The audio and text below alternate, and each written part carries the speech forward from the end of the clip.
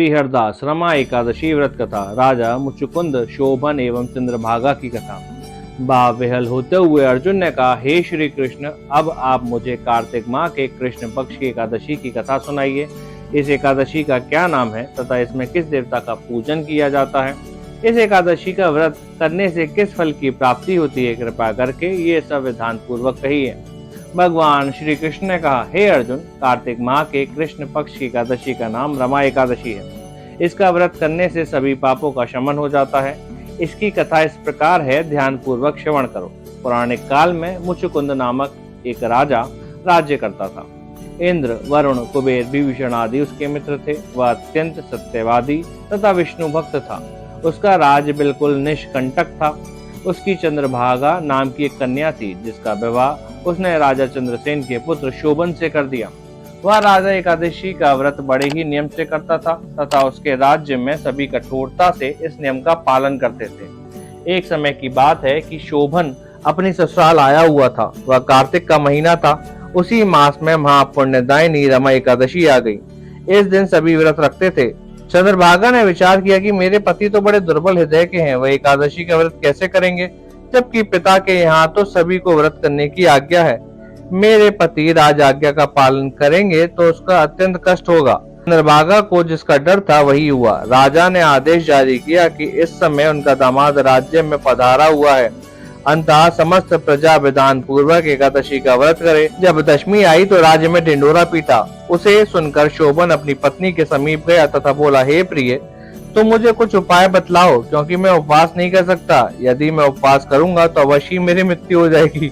पति की बात सुन चंद्रभागा ने कहा, हे स्वामी, मेरे पिता के राज्य में एकादशी के दिन कोई भी भोजन नहीं कर सकता। यहाँ तक कि हाथी, घोड़ा, ऊंट, पशु आदि भी तृण, अन्न, जल आदि ग्रहण नहीं करते।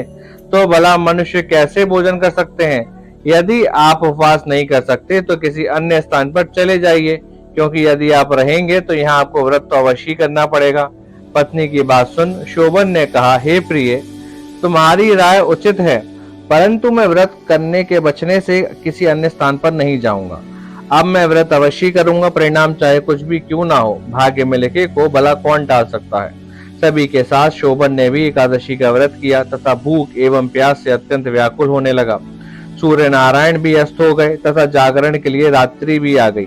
वह रात्रि शोभन को असहनीय दुख देने वाली थी। दूसरे दिन सूर्योदय होने से पूर्व ही भूख प्यास के कारण शोभन के प्राण पखेरु उड़ गए।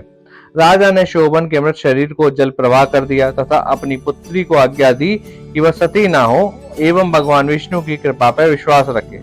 चंद्रभागा अपने पिता की आज्ञा अनुसार सती नहीं हुई। वह अपने पिता के घर रहकर एकादशी के व्रत करने लगी।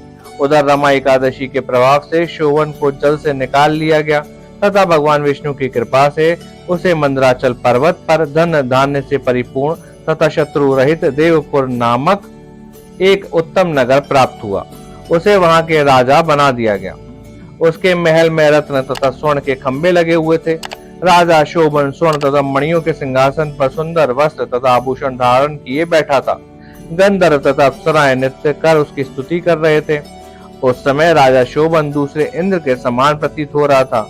उन्हीं दिनों मुचुकुंद नगर में रहने वाला सोम शर्मा नाम का एक ब्राह्मण तीर्थ यात्रा के लिए निकला हुआ था।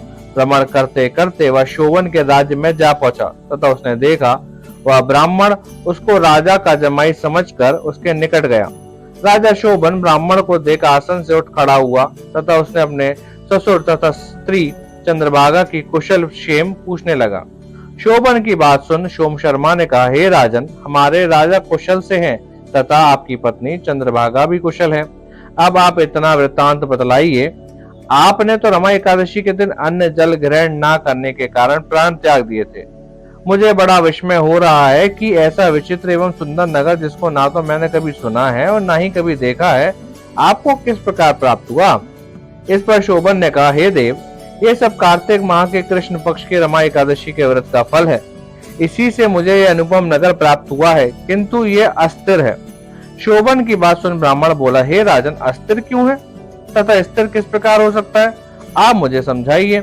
यदि इसे स्थिर करने के लिए मैं कुछ कर सका तो उपाय मैं अवश्य करूंगा। राजा शोभन ने कहा, हे ब्राह्मण देव, मैंने वह व्रत विवश होकर तथा श्रद्धा रहित किया था। उसके प्रभाव से मुझे यह अस्थिर नगर प्राप्त हुआ है। परंतु यदि तुम इस वृत्तांत को राजा मुचुकुंद की पुत्री चंद्रभागा से कहोगे तो वह इसको स्थिर बना सकती है।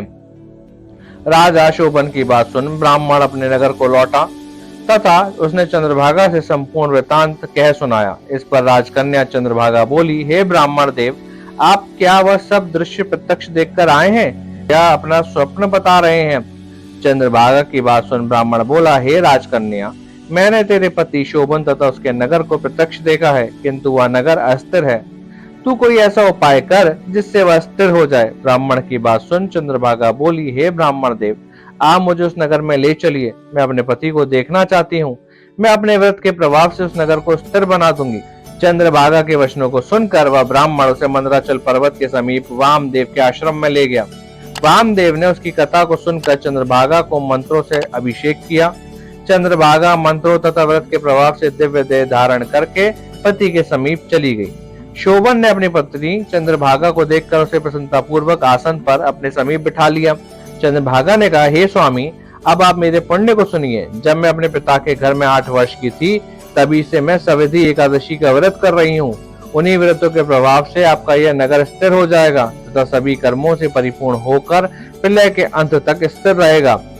चंद्रभागा दिव्य स्वरूप धारण करके तथा दिव्य वस्त्र अलंकार से सुसज्जित होकर अपने पति के साथ सुख पूर्वक निवास करने लगी। हे अर्जुन, यहाँ मैंने रमा एकादशी का महात्म्य कहा है।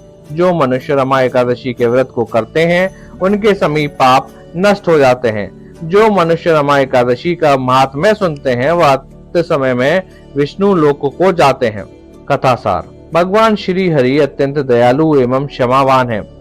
श्रद्धा पूर्वक या विवश होकर भी यदि कोई उनका पूजन एकादशी व्रत करता है तो वह उसे भी उत्तम फल प्रदान करते हैं। परंतु मनुष्य को चाहिए कि वह भगवान का पूजन पूर्ण श्रद्धा से करे। शोभन अपनी पत्नी द्वारा श्रद्धा पूर्वक किए गए एकादशी व्रतों के कारण अपने राज्य को स्थिर कर सका। ऐसी सुकर्मा पत्नी भगवान श्री हरि की कृपा से ही प्राप्त हो सकती है। रमा एकादशी की महिमा को घर घर पहुंचाने में हमारा साथ दें। लाइक, शेयर और कमेंट करके जय नारायण कमेंट करें और दूसरों के साथ साझा करें।